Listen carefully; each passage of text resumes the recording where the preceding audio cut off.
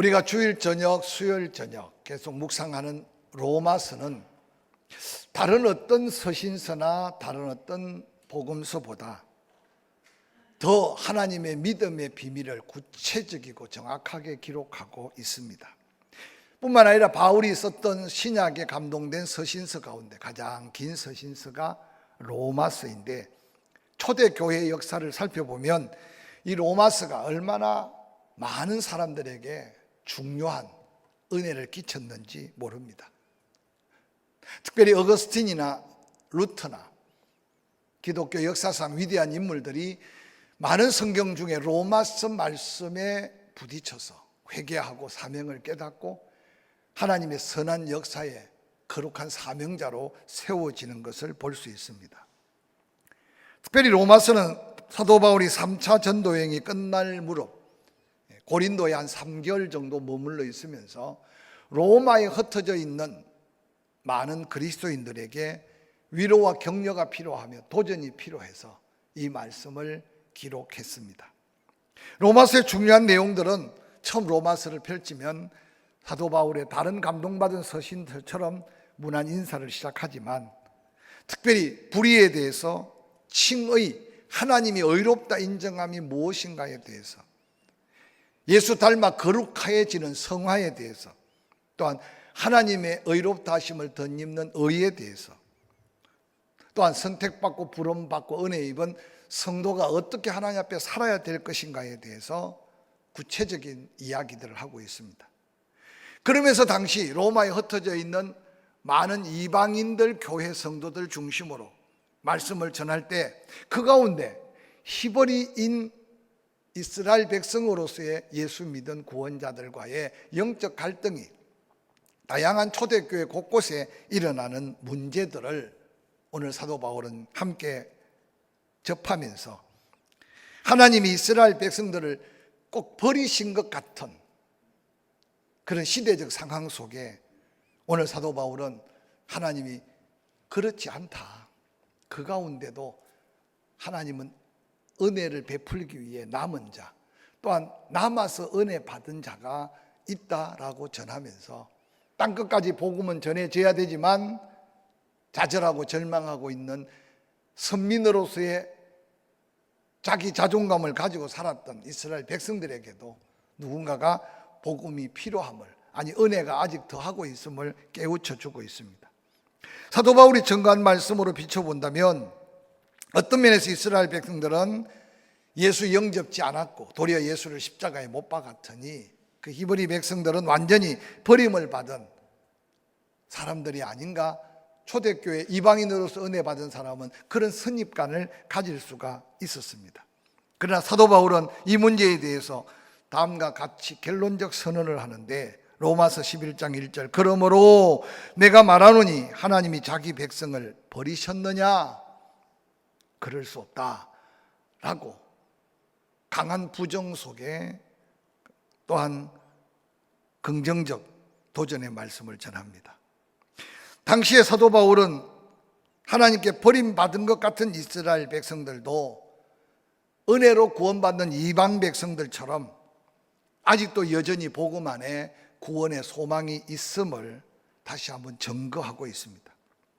그것은 이스라엘 백성들 가운데서도 은혜 안에 택하심을 받은 남은 자가 있다는 이 말씀 속에 오늘 우리가 이 세상을 살면서 혹이라도 우리가 무언가 구별하고 때로는 스스로 배척하고 저 사람은 저래서 예수 믿을 수 없어, 저 사람은 저래서 은혜 받을 수 없어 라고 생각하는 대상이 있을 수 있다는 겁니다.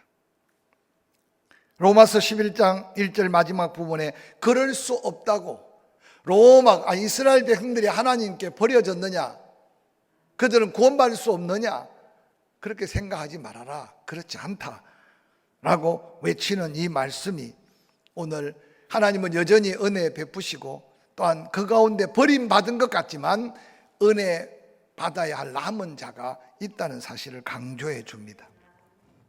이스라엘 백성들은 하나님께서 택하신 믿음의 조상 아브라함의 혈통으로 태어난 자손, 그래서 그들은 스스로 말하기를 우리는 선택된 민족, 그래서 하나님의 백성이라고 생각하며 살았습니다.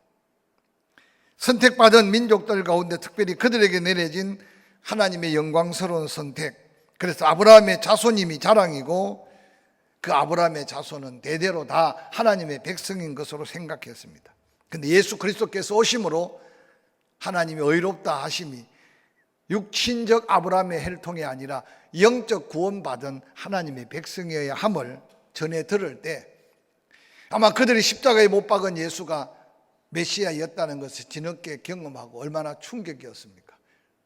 그래서 지금도 유대인들 가운데 그 복음을 받아들여 남은 은혜를 경험하고 구원받는 자가 있는가 하면 아직도 여전한 전통에 매여서 울어도 왜 우는지 이유 없는 눈물, 모세오경을 들고 하루 종일 그 말씀을 외우고 소리쳐 읽어도 구약을 완성하고 온전케 오신 예수 그리스도를 믿지 아니하는 어리석은 유대인들을 지금도 보게 됩니다. 이스라엘 땅에서만 볼 수 있는 게 아니라 우리의 현실에도 의미 없이 종교란에 불교, 요즘 유교라고 쓰는 사람은 없지만 아니 믿는 게 없는 게 큰 자랑처럼 여겨지고 도리어 예수 믿는 우리들을 향해 손가락질하는 무지한 그들, 하나님이 버려진 인생들이 아님을 한번 다시 생각하는 영적 눈을 열어볼 수 있기를 주의 이름으로 간절히 축원합니다. 사도 바울은 당시에 하나님 앞에 버림받은 것 같은 이스라엘 백성들, 그러나 하나님은 지금도 은혜를 통해 구원하신다는 것을 자기 자신이 구원받은 자기 감정을 통해 지금 수많은 이스라엘 백성들을 깨우고 있습니다. 나도 이스라엘인이요 아브라함의 씨에서 난 자요 베냐민 지파라고 말합니다. 사도 바울이 자신의 과거 신분을 밝힌 것은 만약 하나님이 이스라엘 백성을 버리셨다면 내가 어떻게 사도의 직분을 맞아서 전 세계 이방인들에게 복음을 전할 수 있겠느냐고 당당하게 외치는 이 간증과 고백 속에 우리의 간증과 고백을 찾을 수 있는 이 밤이 되기를 주의 이름으로 간절히 축원합니다. 뿐만 아니라 사도 바울은 다시 옛 그들이 알고 있는 구약 성경의 역사를 거슬려 올라가 엘리야의 시대에 역사하셨던 하나님을 다시 한번 소개합니다. 로마서 11장 2절부터 말씀합니다. 하나님이 그 미리 아신 자기 백성을 버리지 아니하시지 않았느냐? 너희가 구약 성경의 엘리야가 가르쳐 말한 것을 알지 못하느냐? 그가 이스라엘 안타까운 모습을 하나님께 뭐라고 고합니까? 하나님, 나만 남았습니다. 하나님이 버리신 게 아니라 하나님, 나만 남았습니다. 이스라엘 백성들은 다 바알에게, 아세라 목상에게, 그래서 이제는 끝났습니다. 나를 데려가 달라고 탄식했던 엘리야의 기도를 소개합니다. 주의 제단은 다 흘려버렸습니다. 주의 선지자들은 다 죽었습니다. 하나님 백성들은 하나님을 찾는 자가 없습니다. 그리고 마지막 내 목숨을 찾고 있다고 탄식하는 엘리야. 그런데 하나님의 대답이 뭡니까? 내가 나를 위하여 바알에게 무릎 꿇지 않은 7,000명을 남겨두었다. 여러분, 옛날 이야기처럼 들은 말씀이니까 그렇지 엘리야가 이 응답을 받았을 때 얼마나 놀라운 감동을 받았겠습니까? 저는 이 말씀을 묵상하다가 한국 교회가 다 무너진 것 같고, 아니 세상들의 사람들이 교회를 향해 마음껏 짓거려도 하나님 그 가운데 은혜로 택함 받은 사람들은 여전히 하나님의 영광을 위해 사명을 따라 지금도 전 세계 선교지에 이 코로나 위기지만 그곳에서 목숨 걸고 복음 전하는 선교자들, 한 영혼 한 영혼을 부여안고 농촌교회 다 늙어가는 영혼들을 가슴에 품은 주의 종들, 여러분 기억하십시오. 그 가운데 나는 어떤 사람인가 한번 스스로 대답하고 질문해 보시길 바랍니다. 저는 계속 개인적으로 기도합니다. 이 코로나의 위기가 단순한 지나가는 유행병의 위기가 아니라 하나님이 온 세계 정말 알곡과 쭉정이를 걸러주시는 한번 시대 말의 마지막 우리에게 영적인 도전의 시간이 아닌가 생각해 봅니다. 오늘 이 밤에 한 분 예배 안 오고가 그렇게 중요하지 않을 수 있어요. 근데 그 한 사람이 그의 인생과 운명 속에는 때로는 너무 소중한 한 시간일 수 있기 때문에, 때때로 누가 예배에 나왔는가, 온라인 예배에 누가 들어왔는가 끝나고 난 다음 살펴보고 그리고 예배에 참여하지 않고 보이지 않는 분, 왜 예배에 나오지 않았을까? 작은 걱정과 염려로 또 한 주간을 보내고 또 한 주간을 맞이합니다. 다행히 하나님께서 우리 교회를 지켜주셔서 예배를 통해 거룩한 하나님 앞에 모임을 통해 아직도 코로나19 확진자가 없는 것은 하나님의 은혜예요. 할렐루야. 코로나가 다 끝나도 이 은혜가 계속된다면 때로는 코로나 때문에 두려워서 성전 예배에 참석하지 못함이 혹이라도 작은 후회로 남지 않기 위해서 때때로 제가 예배를 독려하고 예배에 대한 권면을 하는 걸 넉넉하게 받아주시고 여러분의 영적인 삶의 거룩한 은혜로 은혜 받는 그 자리에 여러분이 함께 할 수 있기를 주의 이름으로 간절히 축원합니다. 많은 사람들이 염려합니다. 코로나19가 지나가면 한국 교회가 어떻게 될까? 여러분, 그것은 하나님이 걱정하시고 염려할 부분이고 우리 한 사람 한 사람 믿음의 자리 지키면 아직도 바알에게 무릎 꿇지 한 7천 명이 남아있는데도 엘리야는 혼자 나만 남았습니다 하고 호들갑 떠는 이 모습이 자신에게 하나님 앞에 얼마나 부끄럽겠습니까? 제가 늘 강조하지만 코로나19에 걸린 사람 제 가까이 보니까 쉽게 낫지도 않고 후유증도 있고 코로나19가 예사로운 독감하고 좀 다른, 그래서 여러분 매스컴으로 수없이 귀에 못이 박히도록 들었어요. 근데 무서워하거나 두려워할 건 없고 조심하면 된다는 말을 끊임없이 기억하면서 여러분이 조심조심 슈퍼를 다니고 여러분이 조심조심 식당을 찾고 낯선 사람 조금 조심조심 멀리하고, 그러나 우리는 따라합시다. 예수 피로 나눈 가족이다. 그래서 정부에서도 가족들은 8명까지 모여도 된다 그러잖아요.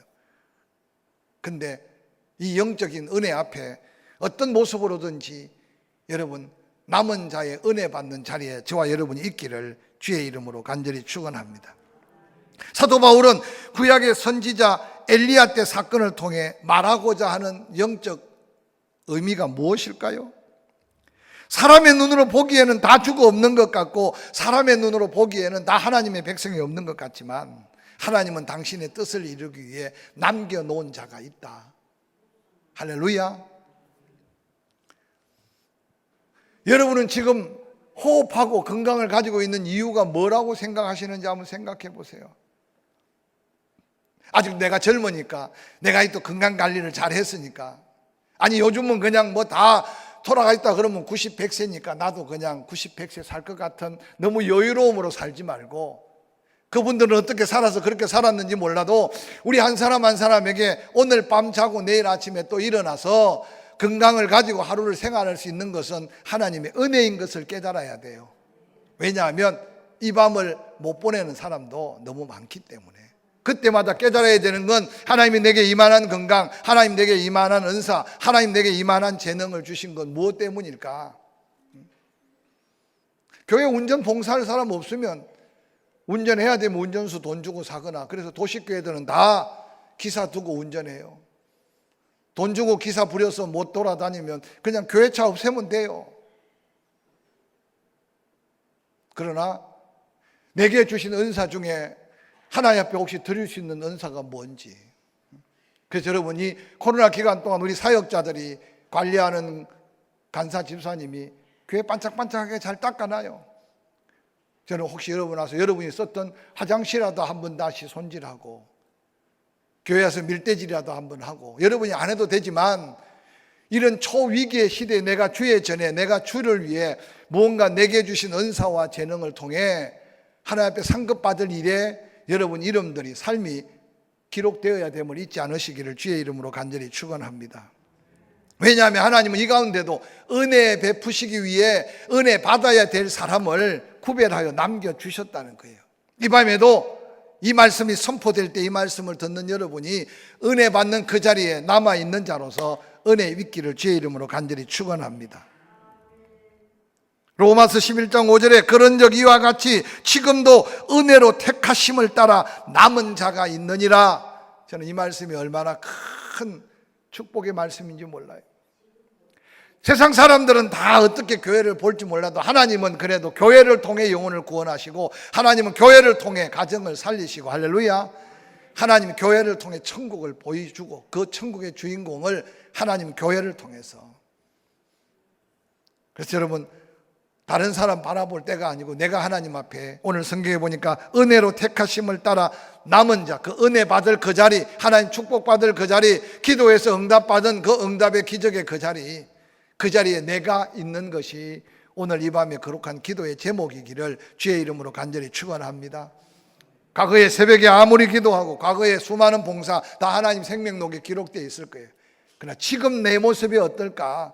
다시 한번 말씀 앞에 깨어있고 들은 말씀이 믿음돼서 그 믿음대로 순종해 가면서 아무도 안 하잖아 주는 세상 같아도 하나님이 남은 자, 은혜 베풀 자를 남겨두신 그 자리에 내가 기도하는 그 자리, 섬기는 그 자리, 사랑하는 그 자리, 할렐루야.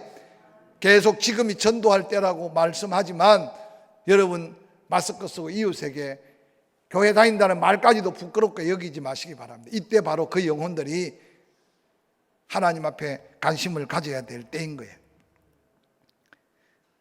은혜로 택하심을 따라 남은 자가 있다는 말은 이스라엘 백성들 가운데 육신적인 선택, 혈통적 이스라엘로 남아있지 않고 정말 하나님의 은혜로 구원을 받을 자로 남겨둔 이스라엘 백성들이 있다. 그러니까 초대교회 이방인 성도들아, 너희 교회 이스라엘, 육신적 이스라엘 사람들, 그들 가운데 구원받아야 될 사람이 있음을 기억하고 복음의 지경을 넓혀라, 사람을 차별하지 말아라, 그 복음 안에 하나가 되라 라는 거룩한 도전의 말씀이 우리 안에도, 여러분 뉴스 봤겠지만 미국에 지금 동양인들 그들이 와서 힘든 일들 다 해서 미국이 그만큼 된 부분도 있는데 어느 날 먹고 살만하니까 코로나가 중국 사람들 때문에 시작된 걸 가지고, 여러분 오해하지 마세요. 그 사람들은요 중국 사람, 한국 사람 구별을 못해. 저는 이해가 안 되는 게, 우리는 미국 사람인지 아프리카 사람인지 필리핀 사람인지 구별이 되잖아요. 그래서 제가 느끼는 게 하나님 우리 한국 사람들에게 남다른 지혜를 주셔서, 근데 미국 사람들은요 자기들 막 구별 못해. 동양에서 온 사람들은 다, 그러니까 일본 말을 해야, 중국 말을 해야 알지, 그냥 껍데기만 보면 다 그 사람이 그 사람 같이 보여. 제가 보면서 이건 단편적인 모습이지만 미국도 지금 엄청난 위기잖아요. 젊은이들이 직장에 대한 또 미래에 대한 비전이 없어. 미국만 그런 게 아니라 지금 한국도 대학을 졸업하면 뭐합니까? 이게 지금 단순한 코로나만 위기가 아니라 경제적인 빈부의 격차, 지금 정부가 저런 가진 자의 어떤 특권을 잘못 사용하는 저런 부분들이 사회 전반적으로 엄청난 지금 위기를 스스로 자처하고 있어. 이때 하나님이 아직도 은혜 받을 자를 남겨주신 그 남은 자가 누구냐? 이게 오늘 우리가 다시 한번 영적인 눈을 열어 바라보면서 그 자리에 초청하고 그 자리에 구원받을 사람들 은혜의 자리로 이끌어야 한다는 사실을 잊지 않으시기를 주의 이름으로 간절히 축원합니다. 오늘 로마서 10장 2절 3절 내가 정언하노니 그들이 하나님께 열심히 있으나 올바른 지식을 따른 것이 아니라 하나님의 의를 모르고 자기 의를 세우려고 힘써 하나님의 의에 복종하지 아니했다. 누가? 육신적 이스라엘 백성들, 전통에 매이고 과거에 매이고 자기 생각에 매여서 자기 의로움에 빠져 있다.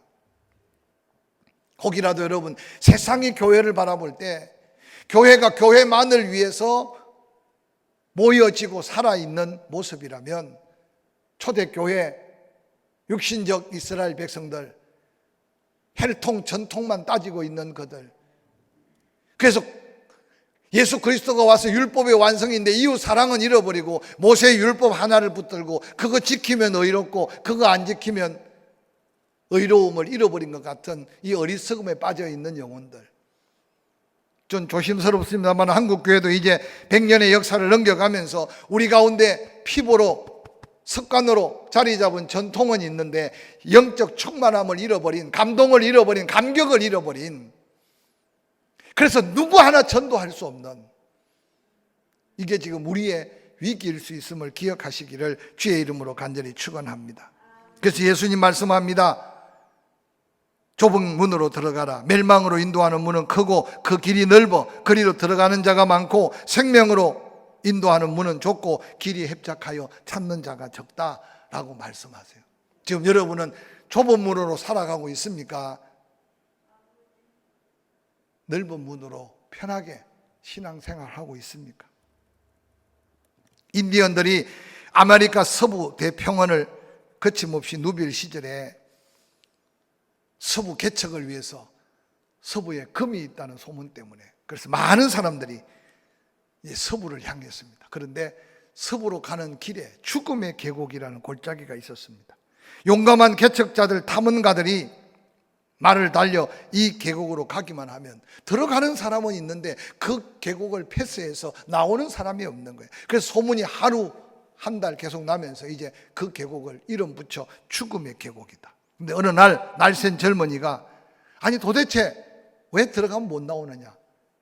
그래서 자기가 그 죽음의 계곡, 그 죽음의 이유를 찾기 위해 굳은 결심을 하고 갔답니다. 주변에 인디언들이 말렸지만 그는 살아나오겠다. 그러고는 죽음의 계곡을 들어갔는데 한참을 들어가 보니까 두 가지 길이 갈라지더래요. 하나의 길은 모래로 펼쳐져 있는 넓은 길이 펼쳐져 있고 하나의 길은 가시 울타리가 계속 쳐져 있는 아주 험한 길이었대. 그래서 그가 조심조심 그 넓은 모래길을 가다가 앞에 강이 보이는데 나뭇가지를 던져보니까 세상에 나뭇가지가 떨어지는 그 순간 모래가 움직이면서 갑자기 모래 늪이 되어서 푹푹 나뭇가지가 흔적조차 없이 사라지는 거예요. 그때 그가 죽음의 계곡의 원인을 찾게 된 거죠.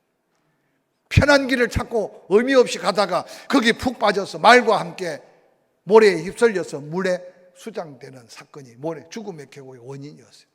그가 다시 돌아와서 길이 좁고 가시 울타리가 가득하지만 가진 칼로 그 길을 뚫어가면서 그 죽음의 계곡을 통과했다는 한 이야기를 예화책에 본 적이 있습니다. 여러분, 우리 예수님이 좁은 길로 가라, 좁은 길로 들어가기에 힘써라,